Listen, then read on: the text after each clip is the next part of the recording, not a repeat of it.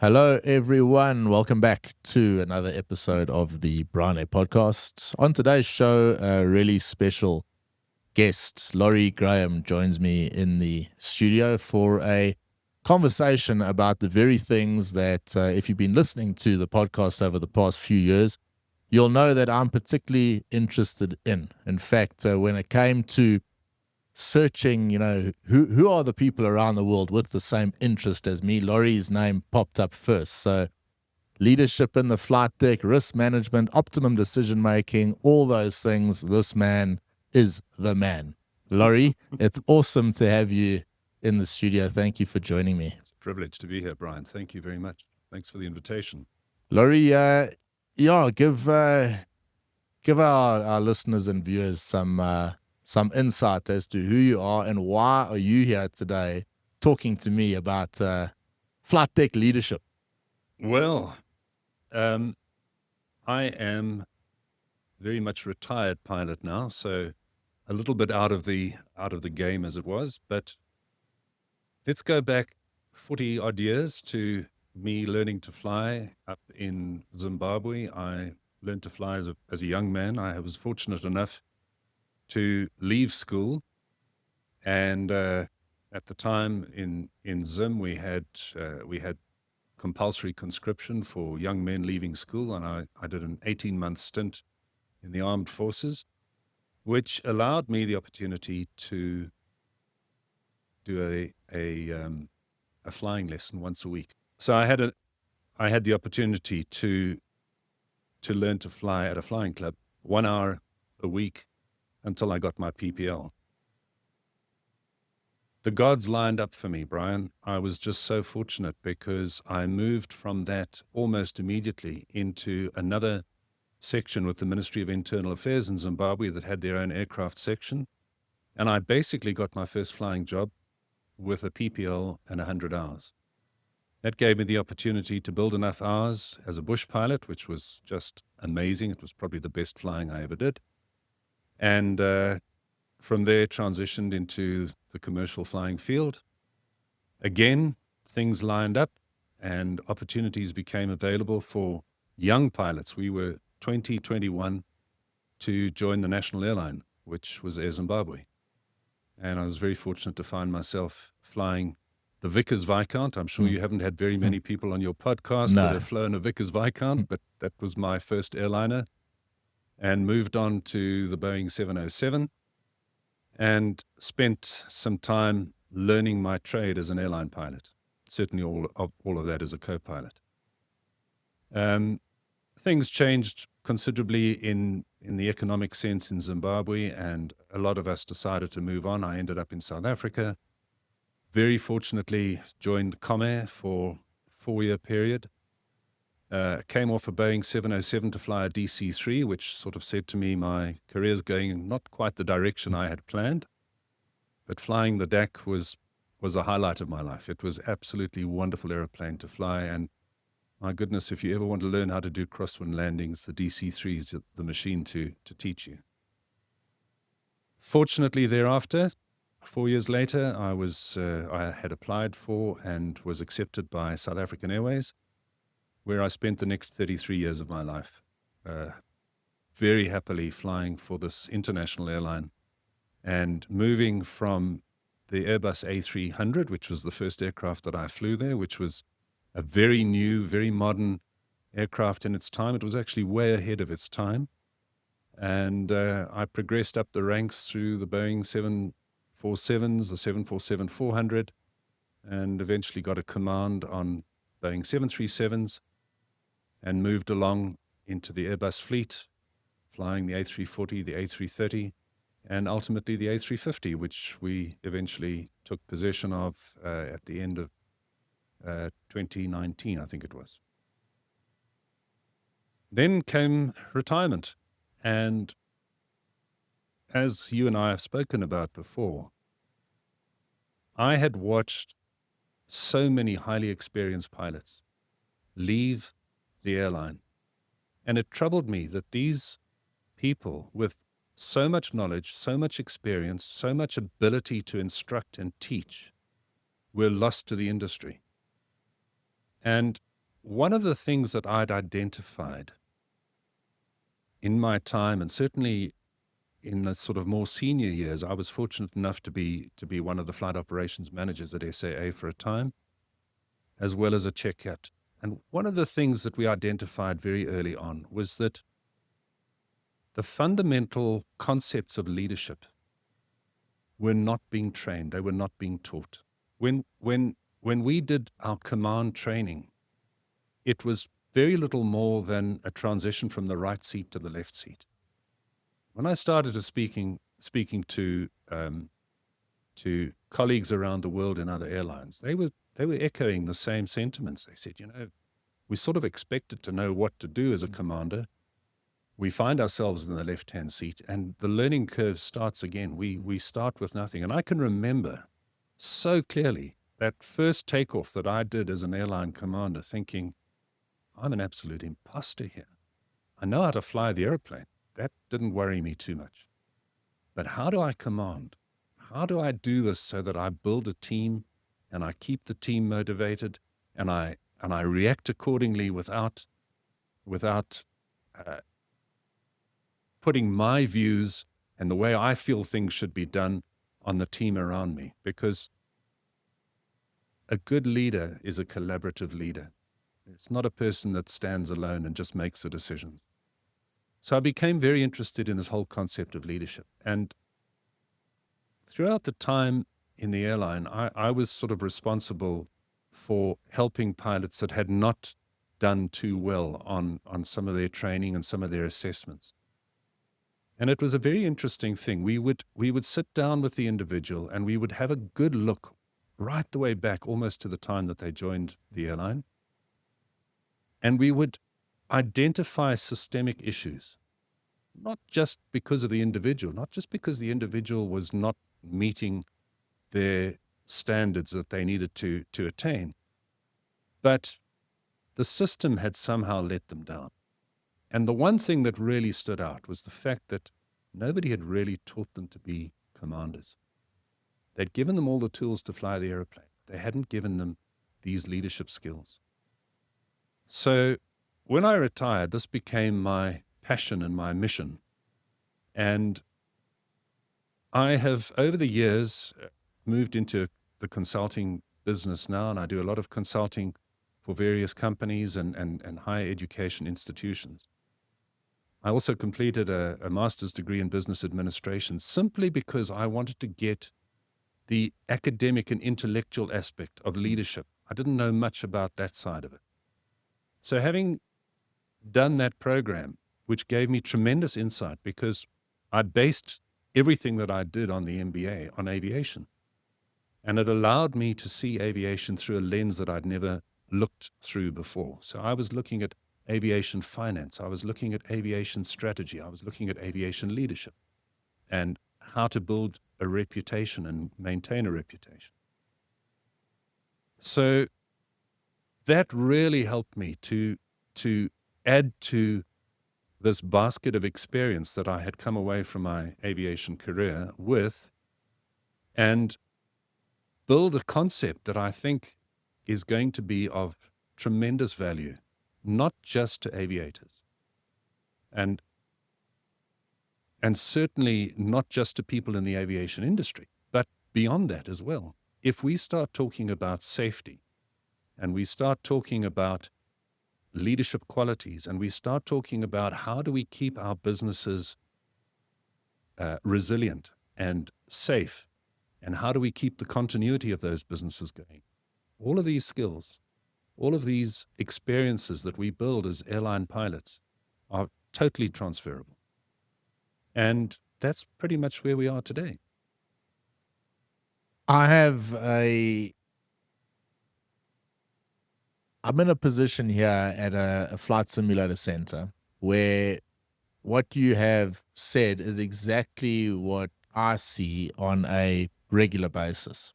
So you'll have a guy with all the correct intentions. He's put in all the work, and now he must transition from the right seat to the left seat. And you can almost see that there's this phase of I suppose real difficulty of making that transition. Number one. Number two, as you said, what training are you actually given? You're given a command course, but it's not necessarily a command is something I think you develop over many, many years. I was very fortunate to fly at an airline with a lot of experienced pilots, and I learned that a lot of that trade from sitting in the right hand seat Certainly. next to these guys. I also learned a lot by sitting in the jump seat at your old airline, flying to Cape Town to see my mom, because you sit in the jump seat there. It's a different airline. The guys do things a little bit differently, and it started to tickle a bit of an itch there that I had with. This isn't a job which is just about going in there, following the SOP, and off you go. There's a hell of a lot more to it, and it became sort of quite evident, with if you fly with a very strong, competent captain, you can start ask yourself, why do I feel this guy's competent? What is it about him that makes him competent? And a lot of the time, it was that sort of leadership quality, that collaborative leadership. I always say we had a particular captain through no fault of his own, but he would say something like, "How much fuel do you want to take on this leg?" So you'll say, "No, 3.2 tons." He says, "No, I think we should take 3.4." So okay, well, it'd be better if you just didn't ask me then. And Sure. but then there were other guys that said, "Okay, let's take 3.2," and then sometimes there was a bit of a learning experience there going into Joburg and summer. You'll say, hey, next time we should up the fuel by 200 kilos, just buy us that extra 10 minutes, That was sort of highly valuable. But then you were flying with this leader, I suppose. And going back to the training center, of course, sitting in the back of a simulator, Yep. everything looks easy when you're sitting a bit further behind. You got the whole picture in front of you there, and you ask yourself, why is this crew making that decision? It's so obvious that that's the incorrect decision. And then thinking about it, you think, what have we done to help this crew or this captain make a better decision? Yes, they're CRM courses. Some of them are really good. There are actually some fantastic ones at the moment, but some of them are really poor. And they're real box ticking exercises. And a lot of things in aviation are, in fact, box ticking Exactly. exercises. And we've got to do this training. Let's get it done as quickly as we can so that you can get back online and carry on earning the airline revenue. And there's this major, major gap in, I suppose, the training and in this overall development of creating leaders in the flight deck. And I suppose no time better than right now to say that's why a few months ago I contacted you and said, Laurie, you've got all the skills in this area. I've seen the gap. I think we should work together on a collaborative project, which we are, that you can look forward to within the next few months. We'll have a very nice platform available for you guys to have a look at, speaking about all these elements, from situational awareness to being leaders in the flight deck, making better decisions, you name it, it'll be in there. And the best part for me is that I can actually sit across from you and learn on the go. And it's been a wonderful experience so far. But I'd like to go into it a little bit deeper, Laurie. Obviously, you've seen a lot of these things play out at a big airline. One of the weaknesses I feel in my own makeup, I suppose, and it's no criticism of myself, but you have to identify your weaknesses. And one of I haven't flown for a big airline. I haven't been in an airline with hundreds of pilots. I've been in sort of smaller operators. I've been in the training environment. And if you don't bring ideas and concepts in, you left with the little circle of concepts and ideas you have. And I think there's too many of us that are content with that. We need to bring in information and ideas. So what did you see there in the flight deck that kind of got this ball rolling for you? It's interesting that you talk about how much you learn sitting on a jump seat. a sea change in my career happened when I became a check captain, a line check, because I was doing exactly that. I would be sitting on a jump seat, observing a crew fly. And obviously the intent was to see where they deviated from the company rules, regulations, the SOPs, aviation regulations, and what have you. But what I hadn't expected was that this would be the start of an incredible learning journey for me. I had not expected. The first thing it highlighted was how little I knew about the aircraft that I was actually flying, simply because I had gone through exactly what you said, the tick box exercise of, the conversion onto the A340 is whatever it was, 18 simulator sessions. And once you've done each sim session, you're evaluated and fine, off you go. You're now a commander on an A340-600.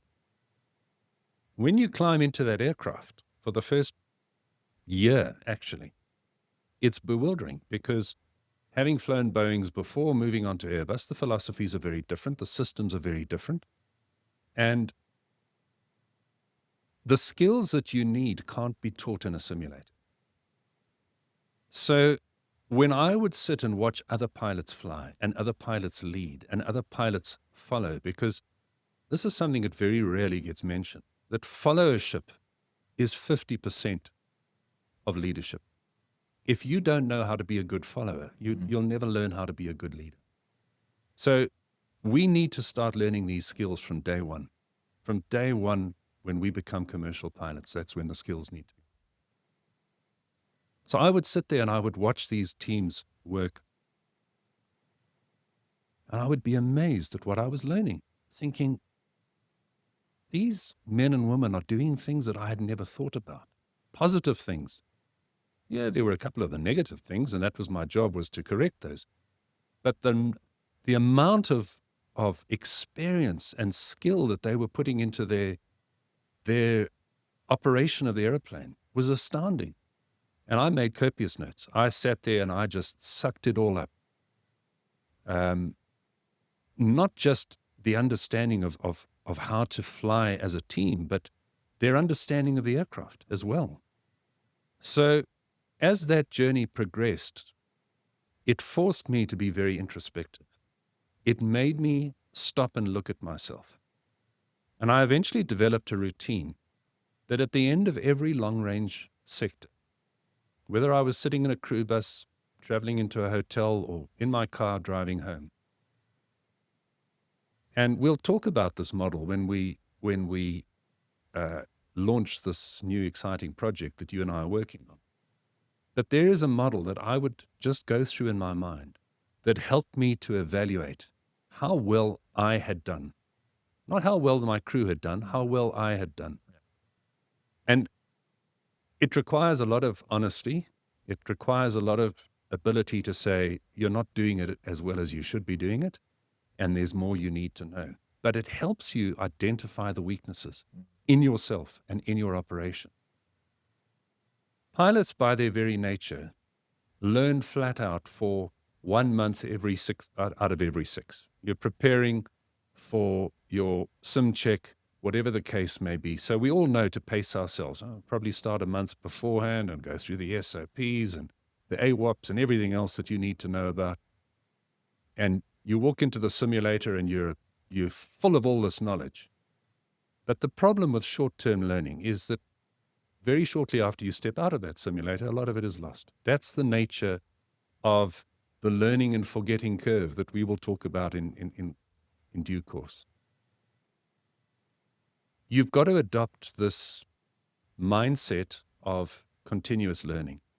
And if you don't adopt that mindset, you will get left behind. It doesn't matter whether you're an aviator or whether you're in the corporate world or whether you're in higher education, it doesn't matter. If you don't continuously commit to learning, you're never going to get on top of not only what you're trying to do, but you're never going to get on top of yourself. Because the absolute foundation of being an adaptive leader is you've got to have foundational knowledge and you've got to have practical skills. And that comes from this self-evaluation. And as I said to you, for me, Bryan, that was probably one of the most, it really was an inflection point in my career when I realized that there was so much to learn. But before I could learn, I needed to be able to evaluate myself and what I was doing wrong and what I was doing right. A lot of times you do things wrong. There's no question about it. You know you've done something that wasn't good enough. What really stemmed from that too was never under-evaluate your team. Doesn't matter how senior or junior the people around you may be, they all have something to contribute. They are part of a system without which the system won't function. It doesn't matter whether the person is loading luggage onto the aircraft or whether the person is the CEO of the airline. Everybody has equal amount of input into that system. And when you realize that, and when you start to talk to those people and you understand the difficulties that they face in their job, you become so much better at doing your own job because now you understand. Yeah, there's a lot of parallels to being on the business side of things as well. Your team, someone only has to call in sick for a couple of days to realize how much you rely on that particular department to get certain things done. And yeah, just to echo what you said, for me, it's been the sitting as an instructor in the back of the simulator, watching these things play out. And more importantly for me, this concept, I mean, I've actually got it on the wall there that, 1%, Kaizen, 1% better sort of every day. This is something that it becomes part of your life. You have to keep working on this thing. And it's, I suppose, that self-evaluation. I mean, we're training that now post simulator session, how do you think you did as the crew, and it takes a lot to be able to say, you know what, we ultimately the aircraft is on the ground safely, but we could have done this, that, or the next thing. And if you really take that seriously, I think it can have massive benefits to you. And here's the kicker: outside the flight deck, it's one thing it can really improve your flying skills in the flight deck, but it can make your life a hell of a lot better and more successful out the flight deck. And I think this is the thing that we don't really speak about enough. Flying, we know it's not something you get into by mistake. It's a passion position, and you don't stumble across it. Those things we learn in there, however, they're part of us. The way we drive a car, your flying training comes into that as well, whether you think it does or not. Your threat and error management is happening all the time. These concepts that we have are, as you said, very, very much transferable, and we need to use them every day. Laurie, our project that we're working on together, we formed quite a, if I may say so myself, quite a formidable team here, because you've got a lot of this knowledge. There's a lot of parallels to what I've seen, and you bringing in your knowledge from the big airline days, and also your obviously your external interests there. And I've sort of got the skills, I suppose, in the new sort of digital media space to be able to package this nicely and get it out as a nice digital product, which I think is key. And I'm really proud of what we've done so far, and I know and we're really looking forward to the big launch.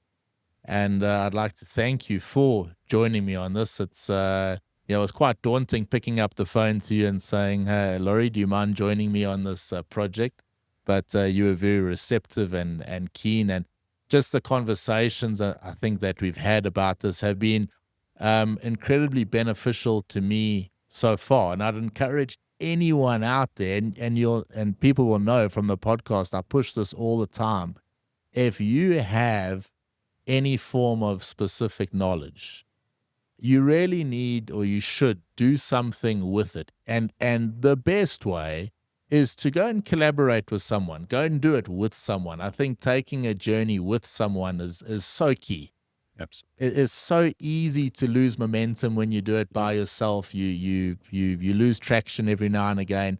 But when you do it with someone, you're held accountable by this other person as well, and it kind of pushes you along, and we're bringing in new ideas all the time, and it's I think something I encourage anyone listening to the podcast to go and do. If you've got specific knowledge, package it nicely, go collaborate with someone and get it out there. We're living in an era where it's so easy to do that, and really encourage you to go that direction.